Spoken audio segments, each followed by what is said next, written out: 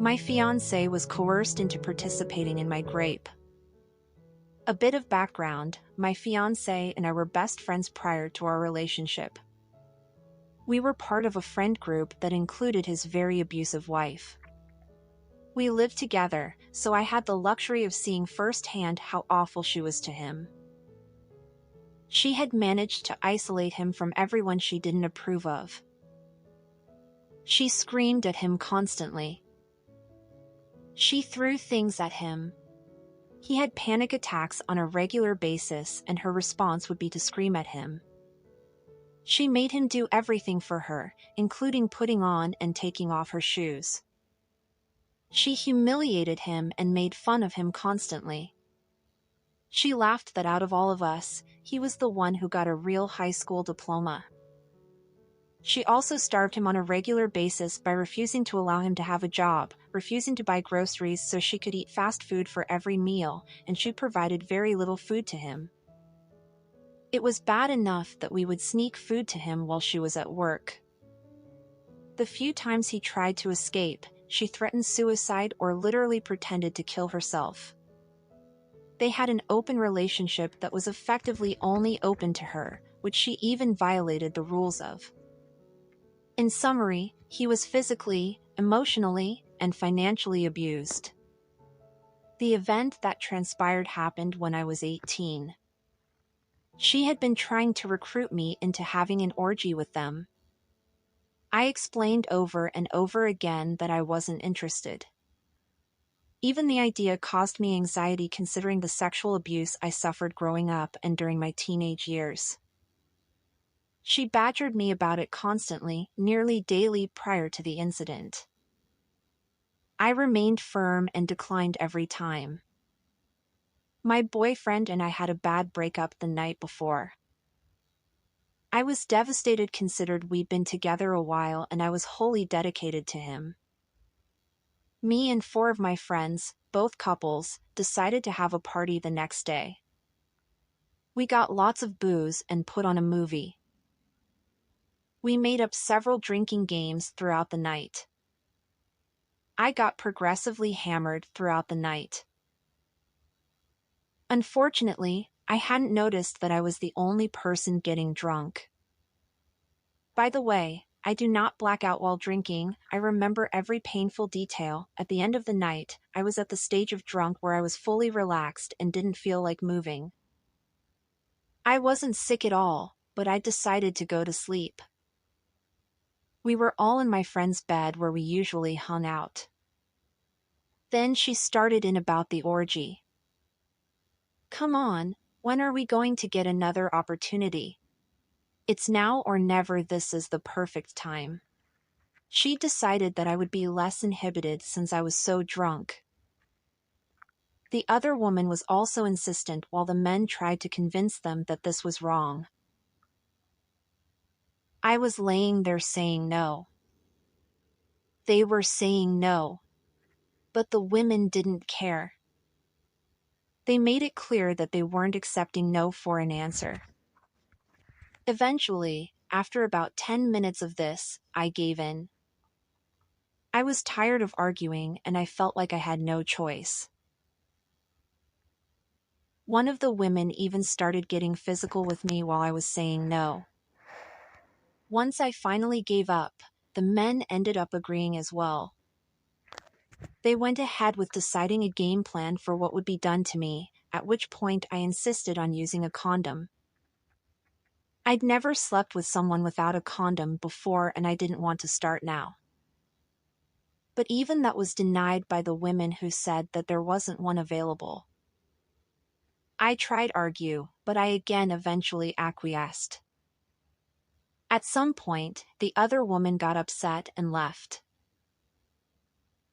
At that point, I was sober enough to start emotionally processing what was happening. What commenced is what remains to be one of the worst panic attacks I've ever had. I couldn't breathe. I was screaming and crying. I tried to call my ex, but my face was so hot that my phone shut down due to overheating and had to be put in the freezer. I was curled up in a ball being consoled by everyone. The guys were profusely apologizing. I was hiccuping and trying not to throw up. It devastated me to my core considering my history of sexual abuse and the monumentous betrayal I'd. Afterwards, I ended up miscarrying the other guy's baby. I didn't even know I was pregnant until I miscarried. It felt weird and upsetting. I don't really know what else to say about it. I forgave the men who participated in it considering they tried to defend me and said no. It was obvious from their reactions that they felt like they had no choice. They were coerced nearly the same way I was. I feel like it was great for them as well, most certain for my fiancé who suffered the amount of abuse he did. It's the women that I've never been able to forgive. My fiancé continued to be my best friend until I helped him escape, during which we realized how in love we were. By the time we left, he wore a size 29 pants at 6 feet 2 inches. Looking back, he looked so gaunt in his photos. It breaks my heart to look back and see what he looked like. It's been more than a decade and he still hasn't forgiven himself. Whenever it comes up, he is profusely remorseful. As I mentioned, I forgave the guys instantly. But I still haven't been able to get over it. I've been in therapy for years, but I've only been able to talk about it in passing. Out of all the sexual trauma I have, that was the worst. I feel like I should have been safe with them. I allowed myself to get into a position of vulnerability because they were my best friends. I should have been safe. I go into group trauma therapy tomorrow. What happened has been weighing on me recently for some reason, so I think I will discuss it there. I don't really know what else to say about this. I just wanted to share all the details and how I feel about it because I don't think I'll ever go into this much detail with someone in real life. I'm afraid of traumatizing other people. If you read this entire thing, thanks. The top replies. He was peer pressured, but he was not coerced. Sure, he was in an abusive relationship, but he still took part in abusing you instead of protecting you. He was pressured and he agreed, relented, whatever you want to call it, he just accepted to grape you. I know this might sound harsh and I'm sorry, but I know what it's like to be in love with someone who graped you. I hope he would never hurt you like that ever again, and I hope you didn't forgive him just because you love him, but because the dynamic has changed and he isn't the same person anymore. Lots of love and support. The second reply. I'm sorry that this happened to you, OP. You are definitely a strong person, and even though the healing process takes time, I hope you understand that you deserve to take all the time you need to heal and you deserve to tell your story.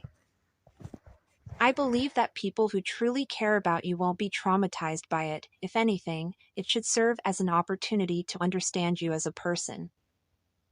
Telling our stories is a form of invitation for other people to connect with us, and that's definitely encouraged. I hope the group trauma therapy goes well for you. I wish you well, OP. Update. Hello, everyone. I see a lot of people saying that this post is fake. That's all right, because we're all entitled to our opinions. Unfortunately, this was very real. To address a couple of things, I see people saying that it's impossible for my phone to have overheated. I don't know why it happened. Maybe it was wrapped up in blankets and also hot in the house, I don't know. This happened almost 15 years ago, so it was a pretty old phone. Either way, my phone absolutely overheated.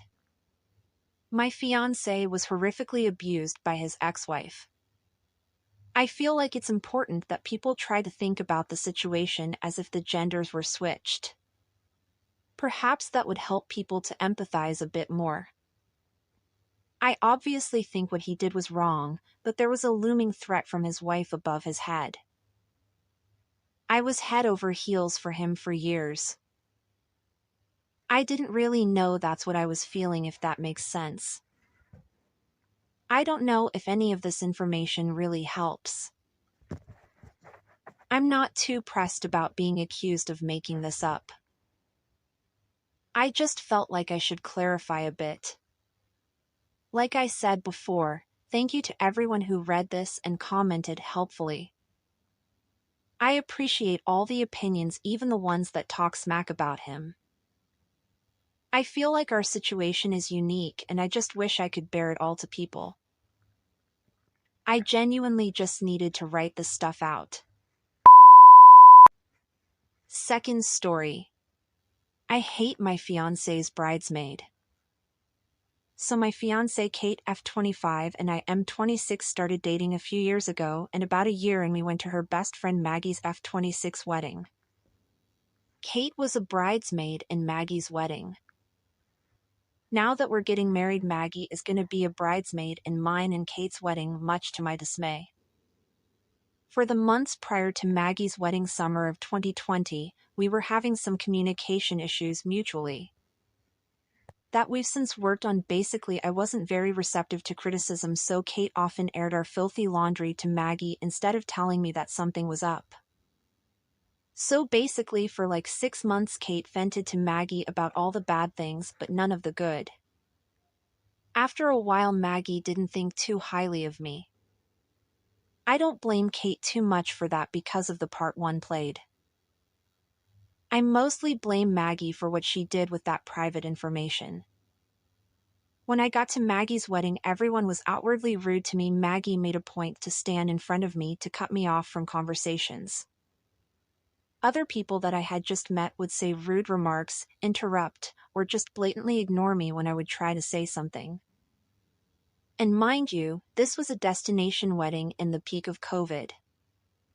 So it was no small feat for me to get there. I had to take a 4-hour red-eye flight to Florida, rent a car, and drive another 4 hours alone just to spend less than 36 hours at a near stranger's wedding for like $700 total. Right after the wedding, Kate and I had a big fight because she and the rest of the group literally tried to ditch me and go out to bars without me. She told me that everyone wanted to leave me behind because they didn't like me and I was ruining the weekend for. She said that I was so condescending, and everyone else at the wedding thought so too because they had told her I was so bad to her. Hearing this stopped me dead in my tracks and I immediately cried, thinking what a horrible person I must be. Obviously, if these strangers each picked up on the stuff so quickly after meeting me, then clearly I'm the idiot and I deserve it. This wasn't the full story though. A few days later, we got to talking about it more and it came out that actually there were just a few casual moments where people in the bridal party just had some fun talking shit about me. Before I even got there. Before I even met them. They just heard bad things about me from Maggie, who had met me once, a year earlier. Meanwhile, I was literally taking planes, trains, and automobiles to get there. Kate claims that she didn't contribute to the shit talking, but she admits that she definitely didn't stand up for me at all. Then when I got there, they all acted really rude to me, and Kate claimed that she didn't notice they were being rude to me at all. It's all in my head. Was so anyway, that really played on my social anxiety. I'm used to feeling like everyone in the room dislikes me. But to actually go and spend a whole weekend with a bunch of strangers that actually do dislike me was something else. Also in the moment, I couldn't know for sure or if I just going crazy because my trusted person, Kate, kept telling me no, it's all in your head, they're not being rude to you. Despite knowing a lot more than she chose to share at that time. Anyway, it was awful. I still have stress dreams over it. My heart starts racing when I remember it. Nonetheless, Kate and I have mostly moved past it and worked on our stuff. I have not forgiven Maggie and I have no intentions to. They're still friends, nothing has really changed there. I've done okay with that just as long as I don't have to see Maggie. It took me a while to trust Kate again, but I do now. I've also always tried really hard to not pressure Kate into give up her friendship with Maggie because I think that would be pretty damaging, but if I'm being completely honest, I always kind of hoped that she would do that on her own. I mean, I think that that's what I would do if I were her. If one of my friends deliberately made her feel as horrible as Maggie made me feel, I would never talk to that person again. But I think that Kate internalizes more of the blame than she should. The beginning of it was definitely on her for oversharing. But at the end of the day, Maggie is an adult and she chose to share our private information about our relationship with everyone at her wedding. Kate likes to remind me that now she tells Maggie about all good stuff in our relationship, and apparently Maggie is a big fan of me now, but frankly I don't give a damn. I hate Maggie. I hate her so much for what she did to me. I don't care if she loves me or hates me. I just wish I never had to see her again. I was so close to ending things with Kate because my gut reaction was to, wrongly, blame Kate for all of it. I love Kate and I'm so excited to marry her. I hate Maggie because her actions almost prevented us from getting here. I hate Maggie because I think she is a cruel person. It pains me to think that on our wedding day Maggie will be standing up there with us, idolized as a symbol of support to us in our relationship. None of the guests will know that she was nearly the end of us in our relationship. The thought of seeing her standing 2 spots behind Kate, the moment that I say I do, makes me cry. I don't want to dread anything about our wedding day, but I already can feel it. I just think it's so inconsiderate that Kate would have Maggie be a bridesmaid after everything she did to me. I think it's actually going to ruin the whole day for me, largely because I'm terrified she's gonna do the same thing at our wedding. Kate has already asked Maggie to be a bridesmaid and gotten her dress, so it's definitely too late for me to actually do something about it, but damn, I just needed to get it off my chest.